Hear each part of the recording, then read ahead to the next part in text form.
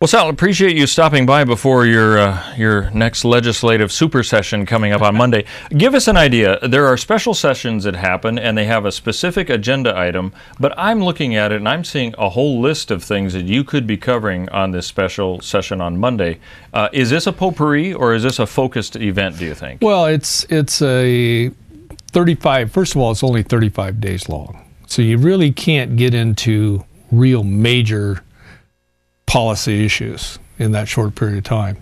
I think that and I believe that each legislator has 2 bills they can submit on the House side. I think the Senate has a different set of rules, and each committee has 3 or 5 bills, but they're very limited number. But they'll be all over the board. Does that make it easier or harder when you're trying to work through all this? Well, I think it makes it easier because everyone understands that you can't have anything like if we wanted to revamp the medical marijuana, let's say.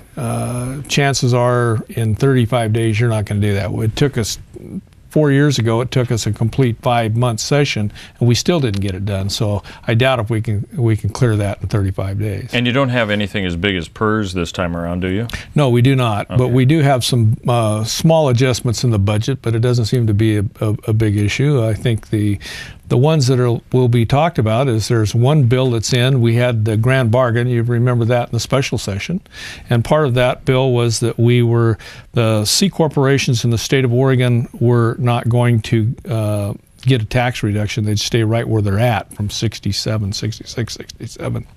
And the other part of it was that small businesses received a tax credit, which was very good.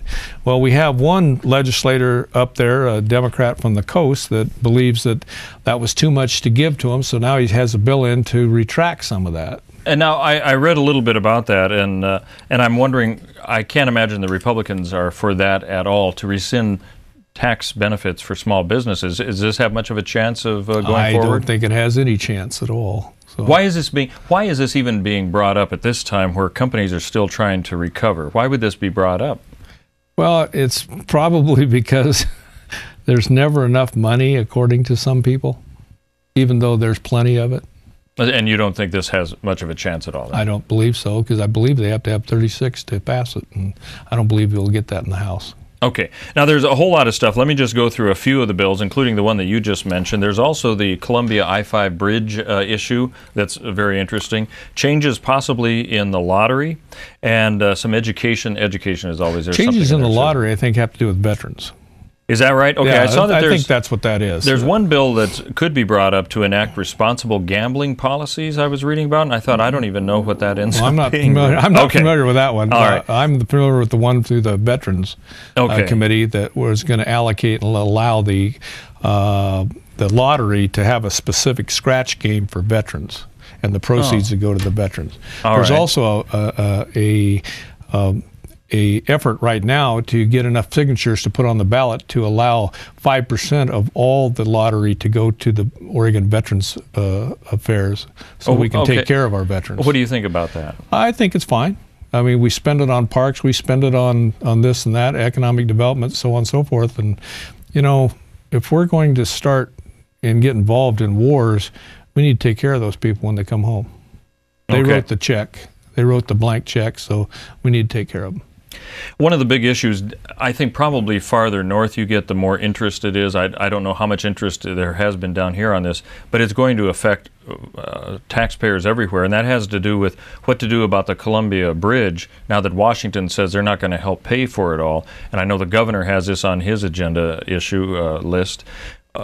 Is this something that Oregon can go alone, do you think, and solve this problem of an aging bridge that needs to be fixed? Well, it's to me, it's not justifiable to build a bridge into some other state that doesn't want it. The people in Vancouver, they don't want the light rail that's attached to it. They've dropped that bridge 60-some feet in order to accommodate this light rail, in order to get $800 million from the federal government for the rail. So if the people in Vancouver don't want it, if you curtail the amount of space to go underneath the bridge, why did you build it? Let's build it right the first place. Otherwise, don't build it at all. And it's $2.8 billion, which I find interesting since, first of all, it started about 3.6, I think, 3.7 billion. So I'm not sure where that money's floating around. But the problem that I see is that they're planning on doing this all on tolls. Right. Yeah. And if that's the case, what about the bleed over into 205? Because there's some people that's not going to be able to, or want to pay that toll. And that's the Highway 205 is what Correct. you're talking about, yeah. Well, and then the other issue has been, of course, how do you get Washington drivers coming south to pay for it, and would they, and how that works? I mean, I imagine there's some. Is there a battle ahead on this issue, do you think? I mean, doesn't something have to be done about this bridge anyway? Well, there has to be something must be done, but if we're going to do it, let's do it correctly. I don't see the need for the rail. If Vancouver doesn't want the rail, they don't want the rail, and they've been very adamant about it. I've received several emails on it, and the ones I get from Oregon are pretty positive, but I've only had about 6 or 8 of those. But I've received probably 5 times that number from Vancouver, adamantly against it.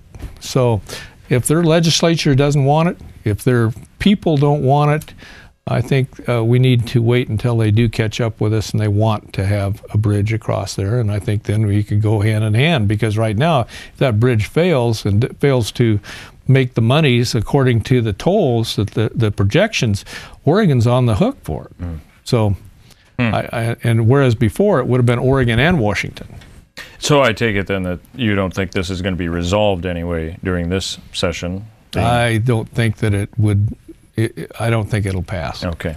I also saw a little bit of discussions about how some sort of marijuana legalization legislation could be before you guys. Have you heard? I haven't heard specifics, but I've heard the concept of that. I've heard the concept, but I haven't read the bills. And, you know, the devil's always in the details on those. And well, what is the field? Is there a group that wants to legalize it, like Colorado and Washington? We've even had legislators that want to allow medical marijuana in the workplace. That it's okay to go ahead and smoke marijuana in the workplace. And I think that's probably going a little overboard. But I think that in order to recap that to its original state, because it's blown completely out of where we voted for it. When we voted for it, I believe it was 4 ounces of possession. Today, it's 1.5 pounds for the end user, 1.5 pounds for the provider, and 1.5 pounds for the grower. So it's 4.5 pounds. And that's a lot different than 4 ounces.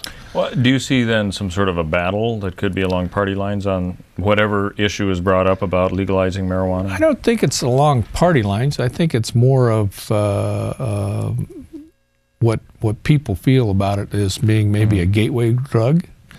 I had that same situation in the service. I was with a fellow that started with marijuana and ended up on heroin. So he just progressed. So yeah. I don't know.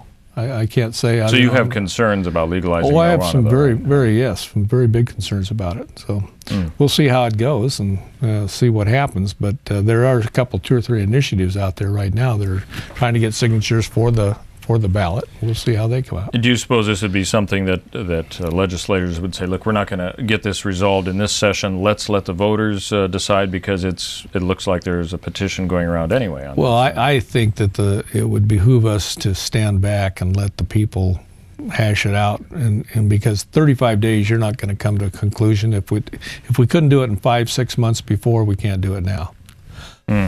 You know, as you look back, and I think this is kind of a potpourri of stuff, and I imagine you have to deal with this all the time, but when you look at this, what is the flavor, if you could say, of this particular session? Is there any kind of a theme that you're seeing that is the urgent theme that needs to be resolved during this special session? I'm looking at this session, and I'm getting the feeling it's kind of like it's a business-like approach to things. I don't think that there's going, and of course you always say that, and then just the opposite happens, So, but I'm not seeing anything that people should be getting, dug in on or anything of that nature. If they agree, they agree, and if they don't, they don't. And I think it'll be more of a business-like approach to it. And I don't think it'll be a high-level anxiety type situation between both sides. A lot of the articles that I've seen has the governor weighing in on the I-5 issue. Do you think this is the big issue for him during this session? Well, I think the governor is the only one that's bringing it forward. I believe the Senate president and the governor and the Speaker of the House, I think, are the two that are bringing it forward. I believe that